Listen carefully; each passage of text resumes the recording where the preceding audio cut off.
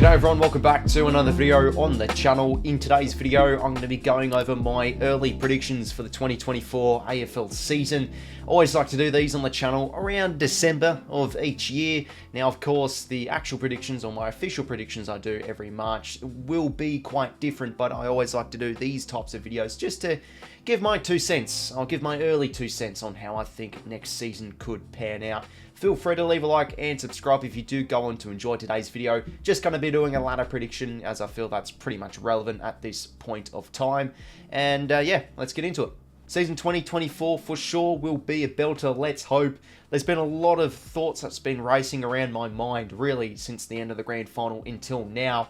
And a few of them include the likes of, I think next year could see a lot of turning points with a few clubs. Maybe a team like North Melbourne or West Coast, where we start to see teams get out of that bottom 4 rat race and now move up the ladder. Are we going to see a few clubs now at the edge of the cliff entering that rebuild mode? Maybe someone like a Richmond, or maybe even someone like a Geelong. Or we're going to start to see teams really make that improvement and start to enter their sort of prime area with their list, maybe like a Swans or a Giants or one of those particular clubs. All those thoughts that's really been racing around my head. And given how just even the competition was in 2023, honestly, there could be a lot of changes in the top 8 next year, because you had clubs like Gold Coast who were bottom 4, but they were still very competitive. You had teams like Essendon who were in the top 8 after round 17, and then they ended up almost finishing bottom 4. It was a really even competition, and around the probably 6th to 13th place, it's just a real mix-up of just such even quality teams, and who's going to make that big jump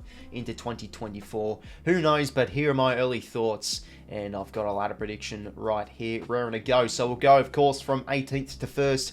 In 18th position, I've always been pissing about with wooden spooners and going the unorthodox route. Last year I went, this season, sorry, I went GWS, but my early thoughts right off the bat, I'm just going with West Coast.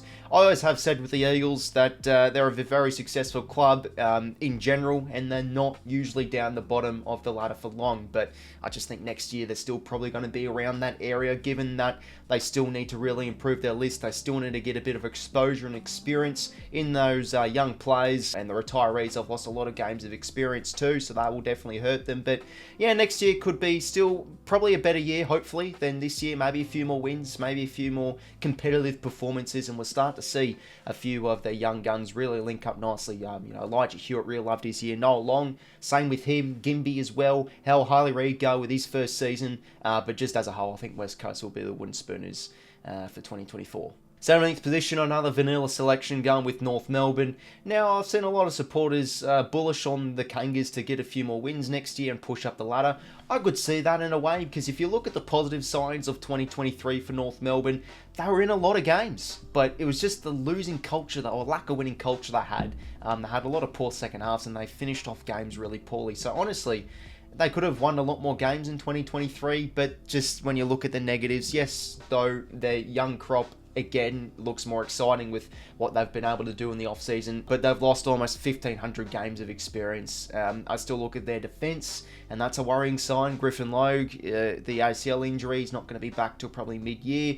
Aidan Corr's going to be doing a lot of work. I've been hearing, though, that Charlie Comben could be playing defence on one of those key position plays. So, yeah, we'll see how they go with the Kangas, but for me, I think that's just still the side that's probably going to, maybe struggle, given they are a bit more of an inexperienced side, so the Kangas in 17th.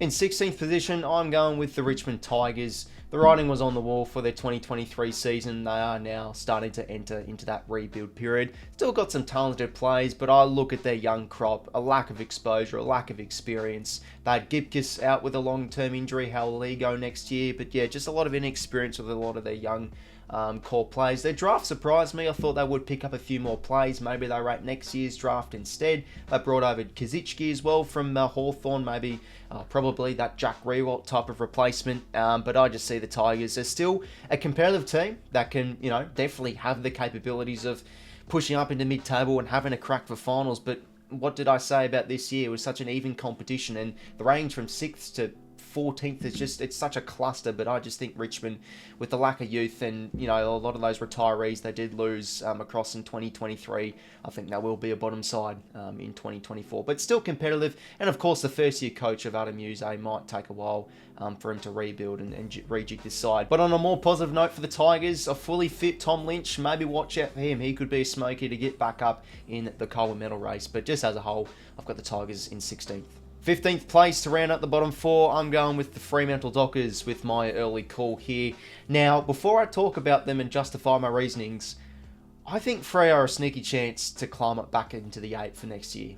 Just with that young crop, it just feels like they could just, with the low expectations, they could boss next year. But for me, it's just an identity crisis they have week after week from what we did witness in 2023. Were they a strong defensive side? Were they a side that was very good on the counter? They're just week after week, there were many problems, there were many inconsistencies, and now they've lost 𝐼𝐶𝐞 𝐎𝐥𝐝 in the off-season. Their forward line continues to be a point of concern. I definitely have to say that, even though, hey, Jai Amiss is definitely shining light. He had a great breakout year. Keen to see how he'll go. They're definitely talented enough to obviously make a push towards the finals, but I just don't know about the consistency, and are they able to translate it into enough wins with that young quality core of plays they do possess? Because it is exciting, a few of the names I have in there. Hayden Young, he had a really good last few weeks in the midfield. Brayshaw, Sarong, Heath Chapman didn't play much, he was out injured, so you'd think he'll be raring to go. Rasmussen Johnson too, but yeah, I still don't know about the Dockers. For me, they just decide that probably won't produce enough consistency to push up the ladder in 2024. So for me, I've got them as a bottom four side at 15th. 14th position, I'm going with Hawthorn. I think they're definitely a team to rise up the ladder in 2024. That is definitely safe to say. A really promising season they had this year. They knocked off Collingwood. They had a few really good performances. But of course, that was blended with a lot of dismal games. They were terrible interstate, but that's going to happen. Young coach, young team. They were the youngest side in 2023. So there's going to be a lot of the good, the bad, the ugly with a team like Hawthorn. Are they ready to make that jump towards finals? Still think it's a little bit premature, but with the acquisitions I've had in the off-season, bringing across _𝐼𝐻𝐸𝐿, could he be that important piece, that 1-2 punch to add to the likes of Mitch Lewis? I think that's a good possibility. Bolstering the forward stocks as well, bring in Jack Ginnivan, who I really rate. Nick Watson, can he do something in his first year? They have the tools to definitely shock a few opponents, but again, it's still a young side. I can't really see him making that big jump to the 8. So for me, I think they'll be a mid-table side this year and push towards that area. But yeah, for me, the Hawks 14th. In 13th position, I do have the Western Bulldogs. This one comes as a bit of a shock. I don't think the Western Bulldogs are a side that should finish 13th. I'm not trying to death ride them or anything like that, but I don't know if Luke Beveridge can really bring this side to the promised land. For me, it's just a team that's just, you know, not intimidating, even though it feels like it should be with the quality of the plays they do have. But now I feel like, in retrospect, we're probably starting to overrate their list a little bit. Bailey Smith just went down the ACL injury, which is an absolute shame. Feel absolutely sorry for him, so that's going to hurt the playing squad.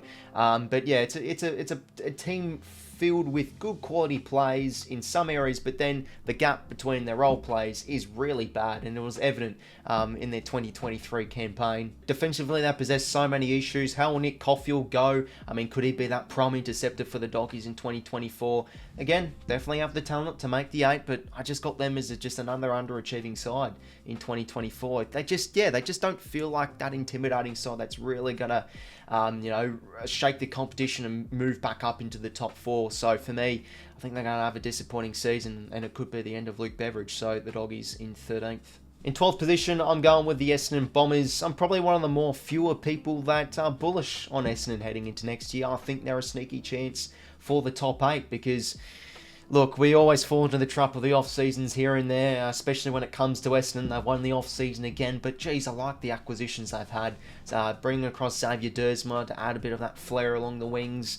Ben Mackay is the big one. How he hold up as that stopper to allow Ridley and Redmond to do their things across half-back and then the back half. Will Jade Gresham be able to add that much-needed X-factor into Essendon's forward half? All the questions are on the table with the off-season they certainly have had. The onus will have to be on a number of plays, though, if they do want to return to finals football. In my opinion, I said in my video last week, I think Jake Stringer's going to have that big preseason, really own it. A few of the younger players like Sam Durham and Archie Perkins, will they take that next step? I think they've got the tools and the players to really combat and make that push towards the 8, but you know, they probably are lacking that another elite, big-bodied inside midfielder. Will Setterfield be able to play that role this year for the Dons? Defensively, issues do glare for me too. Their defensive transition was definitely their Achilles heel from 2023. So if they're able to fix those issues and hit a bit more consistency, I don't mind their chances for the 8. But again, I just feel like they're probably around that middle mark. They'll push a few teams, but I don't know if they're that fully talented side to really make that push to the 8. So I've got the Dons in 12th. In 11th position here, I'm going to be going with the Geelong Football Club. Now, it's a side that I have, of course, absolute most respect for after they pummeled my Swannies in the grand final. A very successful team. They're not usually a team that sits outside of finals quite often, given how they've gone in the 21st century. But you just look at that list and you look at the lack of exposure and experience in a few of those younger players, and you feel like, are they a team that's really going to bolster back up and bounce back up with ease towards finals football? Look, it definitely could. It's Geelong. It's the Cats. They're very good at home. They have a much easier fixture. But all those questions on the list quality and a few of those more older players are becoming more injury prone. Yes, they were killed by injuries, but these are players that are injury prone. So it's sort of that more risky team to put in the 8, because if they are fully fit and they won't have any injuries, I think they're a great chance to make the 8. But it feels like now these sort of more important players like Cameron Guthrie, Jeremy Cameron, Tom Hawkins, all those players across the park are starting to rack up those injuries. So that's another big question for Geelong heading into next year. Their defence and midfield really did worry me, especially when they had most of their defensive players actually fully fit playing from their premiership year in 2023. Geelong's list, I don't know if it's a list that can really push back up into the 8 with absolute ease. There just has to be a lot more, a lot more factors such as injuries. Are they able to keep fully fit if they want to make that push towards the 8? So yeah, I've got the Cats in 11th. In 10th place, I'm going with St Kilda. Now, right off the bat, I think they are a very good chance on retaining their spot in the top 8. I think their list is heading in the right direction. Yes, their Elam final performance was really underwhelming, but home and away season-wise, they were in the top 8 for every single round of 2023. Did very well with the list they did have. They had a lot of disappointing games, but they were still able to pick up those important results and keep themselves in finals football for 2023. Are they able to do it again next year? Look, I think they have every chance, but again, for me, I just think the Saints are around that 6th to 10th sort of range, because I don't know if they're able to make that next jump towards the top 4 and be that really intimidating side in the competition for me. Even though the young crop is heading in the right direction, they're developing some really nice young players. Machito Owens, Wangani Miller, I really do rate. Windhager looks like he's put on a bit of size. Philippou, of course, as well. But I still look at that midfield as a bit of an inconsistent one. They really need Jack Steele to be consistent. I think he's their player. If he's playing well, really well, back to 2021, 2022 sort of best football, I think the Saints can be right up there as another finals team. An acquisition I really do like in the off-season, though, is they have brought across Paddy Dow, so will that fix a bit of their midfield issues, because he's that fast and player that's able to really burst quickly from congestion and stoppages, so that could really help their midfield group. But again, it's just the Saints. It's just the team that I see on paper. Is it able to really take that next step and really push towards that intimidating side that can really be a heavyweight of the competition? I still think no. So for me, I think they'll be that team that will combat well for a top 8 position, but I believe they'll fall short and finish in 10th. For the dreaded 9th position, my early call, I'm going with the Gold Coast Suns. Now, I think Gold Coast, 9th place, that will be their best finish ever in the club's history. So it's almost not a pretty positive prediction for the Suns here, but you still feel like with the list they have, with Damien Hardwick at the helm, they should be a great chance to push towards the top 8. You look at the Damien Hardwick coaching tree. First year coaches, Craig McRae. What a season had for Collingwood in 2022. Adam Kingsley went all the way to a prelim where I had the Giants for bottom 4. Surely Damien Hardwick, the actual nucleus of that coaching tree himself, can make a push and can really improve this Gold Coast Suns side. He's bullish on the list. He thinks most of the players they have already will be part of the next premiership side. So there's definitely a little bit of pressure and a little bit of expectation, I think, now heading on to the Suns for 2024. But they have a really talented midfield. They've had a great draft, of course, bringing all those academy kids, where I think could be a bit better in the long run. I don't think they'll show any much impact next year, maybe except for Jed Walter. I think he really could make an impact, but they've got talented players. Are they able to take that next leap? I think they can. They can build a fortress at home at Gold Coast, at Heritage Bank Stadium, given the conditions. So, yeah, it's just that second half of the season. Are they able to really get the monkey off their back and have a consistent second half of the year? Because that's where they've never been able to be good. So they're going to be a great chance for the 8, I believe, the Suns, but they'll fall just short. I've got them 9th. Now for the top 8, in 8th position, I'm going with the Adelaide Crows. I believe that they will make finals in 2024. Really like their 2023 campaign. They showed really good improvement, and yeah, they lacked a bit of polish with games. They were a little bit inconsistent. They had issues kicking goals and being accurate, but you just look at the upside they do possess. They're a very accountable team. They're a very fit team, and they are a team that possesses a lot of pressure. They're one of the top pressure teams in 2023. Darren Burgess, of course, is a huge factor, I think, for Adelaide's improvement. Look what he was able to do at the Melbourne Demons, one of the top fitness and conditioning coaches in the world, and I think he's really improved this Adelaide side off the field. A midfield group that's really improving with Dawson, Keys thrown in there too, Rory Laird, some consistent plays in there. I think defensively, though, they're still a little bit young. That's probably an area where they probably are a bit of a weakness, but Dan Curtin picked up. They'll help them long term. Their forward line, though, is the exciting one. What will 𝗬𝐼𝐻𝐿𝐼 do? I think he's the one that really needs to have that big preseason. Can Rochelle take the next leap? Can Isaac Rankin have another exciting year? I just think as well they play really well at home. If they're able to play well and produce a bit more consistency, which I think can happen over an off season, especially with the likes of the Crows. I think they're a really good chance to make the top 8, and I've got them in 8th. In 7th place now, I'm going with the Sydney Swans. Yes, it's another prediction of having my favourite team in the top 8. It does show a little bit of bias, of course, but if you are a regular viewer of the channel, you do know I like to be as unbiased as possible. I like to be as level-headed as possible, but I just look at a team like the Swans where I say to myself, I can't see them not improve next year. Look at what they've been able to do in the off-season, bring across some much-needed experience. Where the issues were for the Swans in 2023 was the lack of experience, personnel issues, and definitely fitness.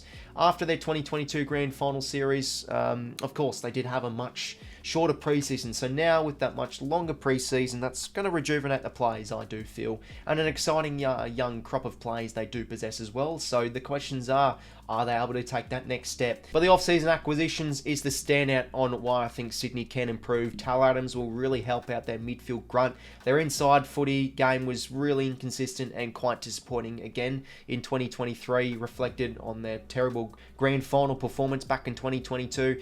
They're finally getting a quality ruckman in Brodie Grundy. They always constantly get absolutely smacked in the headouts week in, week out. So they'll for sure help them with their first possession ability in the coalface, and bringing across Jordan, Joel Hambling, a few of those important depth players. I think Hambling could definitely be a best 22 starter. Same with Jordan. They've really dressed well in the off-season, bringing across some talent. And as the players on the list themselves, really good young quality core of players. Can Chad Warner go to the next level? Can Goulden be an absolute star again? I still look at their defence as probably a bit of a weakness. If someone like a Tom McCartan goes down, that could really hurt them. Defensively, they're a little bit shaky. Dane Rampy getting another year older, but it's a forward half that shows upside. Isaac Heaney, Papley, they were a little bit disappointing from this year. So if they're able to, get back on the horse and show some consistency and get back to their best, and close out games well, are they able to be a bit more of a fitter team and a bit more of a rejuvenated side with a bit more of experience?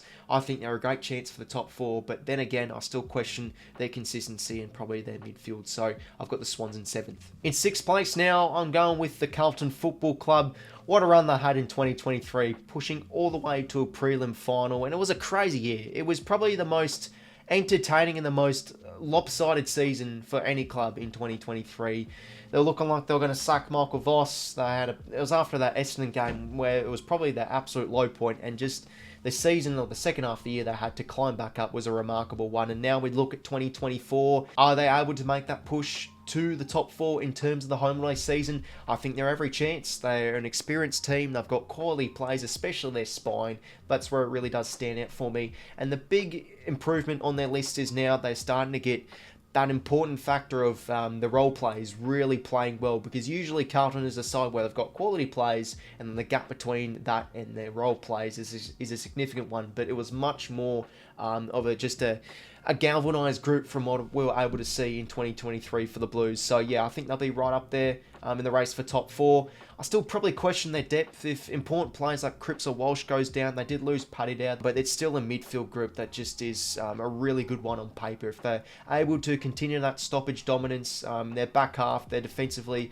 were really good. I think they'll be able to continue that. Brodie Kemp can really improve his game. Wiedering, I think he can continue to be important. Is someone from that forward half ready to take that next step? Is someone like a Jesse Motlop able to really get up there and maybe kick 30 goals this year? Who knows for the Blues? But yeah, for me, it's just a talented side, and I think with yes, an overachieving final series, but still it's a side that will give that definitely will get a lot of confidence off the back of 2023, and I think they'll be right up there for the top 4, and I have the Blues in 6th place. In 5th position now, I'm going with Port Adelaide.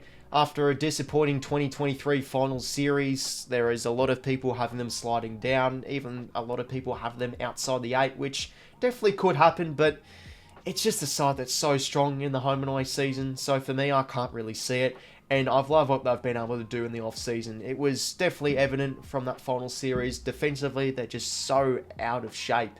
But what they were able to do is bring in some defensive stability of 𝐓𝐡𝐞. If he's not playing on the number 1 forward, if he's playing on that third tall, like he was able to show it in 2022 for Essendon, I think it could be a really good quality pickup for Port Adelaide, and Reinhart as well. Him and 𝐼𝙗𝐿𝐼𝐻 could team up very nicely in 2024, let me say that. It's a midfield group that's really exciting. They play really well at home.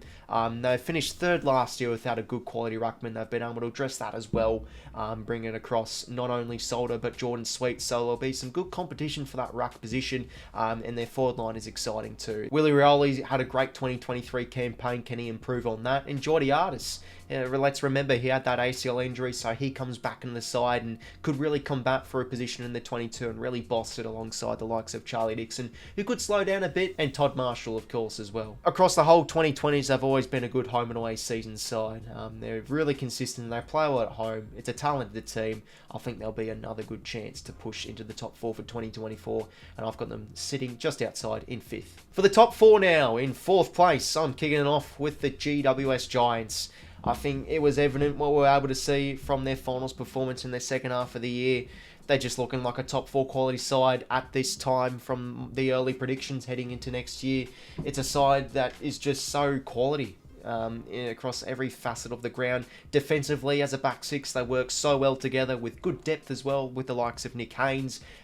That's been able to play as a sub, and like 𝐓𝐿𝐼𝐻, of course, as well. Midfield's very strong too. Tom Green, I think, can go to the next level in 2024. Coniglio, Josh Kelly, Callum Ward, Finn Callaghan could also go to the next level. They've got some exciting plays, and they've got important role players too, like Xavier Halloran, Connor Idoon, all those types of players. And then, yeah, in their forward half, Jake Riccardi really did break out, Jesse Hogan. But if I do look at the downside for the Giants, it's probably, you know, they just had such an exhausting season in 2023, travelling left, right and centre, picking up some crazy wins and really going absolutely crazy in that final series. But with how they're able to play from those finals games, if they're able to translate that into a home and away season, I think they're a great chance for the top 4. They really run and carry well. They're able to just bring back that orange tsunami, but also be tough as nails in the cold face and really move it cleanly. So yeah, for me, the Giants will be a top 4 team from my early thoughts. So yeah, the Giants in 4th place. Third position now, I'm going with the Melbourne Demons. There's been a lot of speculation and a lot of talk about the off-season issues they have had. There's been culture issues from what we've heard in the press. People have had them outside the 8. But for me, I still think this is one of the most quality lists in the AFL. Their midfield group is quality. I can't see them pushing outside the 8. Almost let alone the top 4. So I think they'll be in a comfortable position again in 2024, pushing into the top 4 or retaining their spot in the top 4.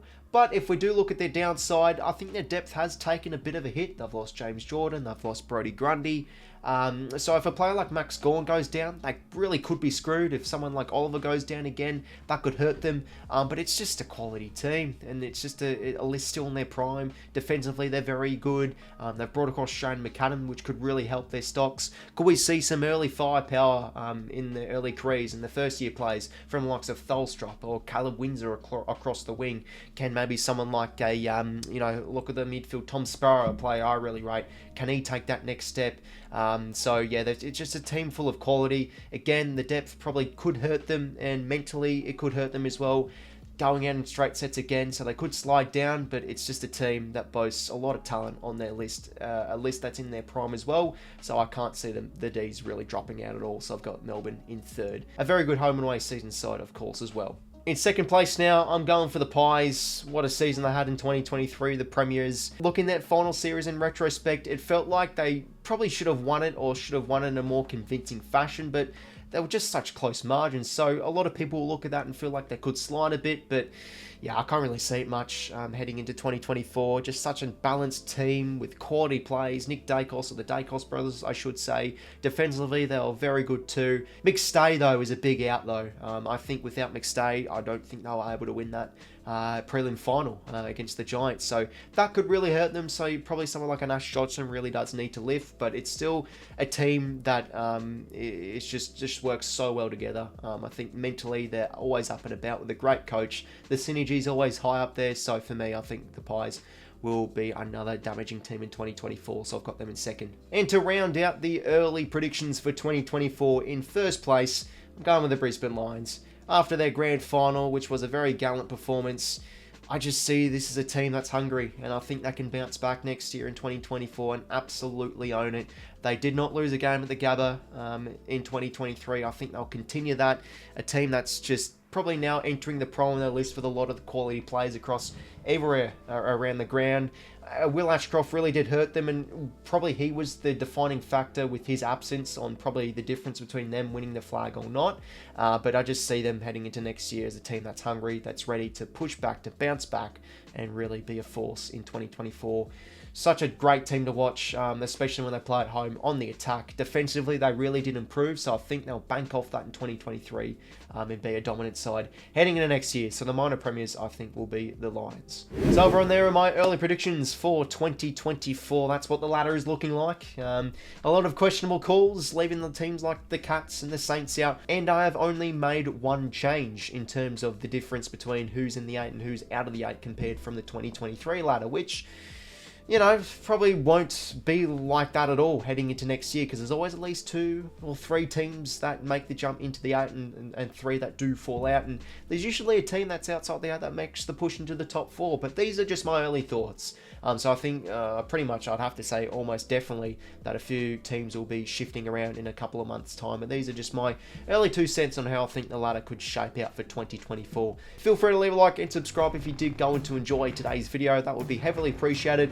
Also, feel free to comment down below and let me know what you did think of my predictions. Always love to hear your fellas' opinions down below in the comments, so get commenting down below. And apart from that, I will talk to you later. See you later, fellas.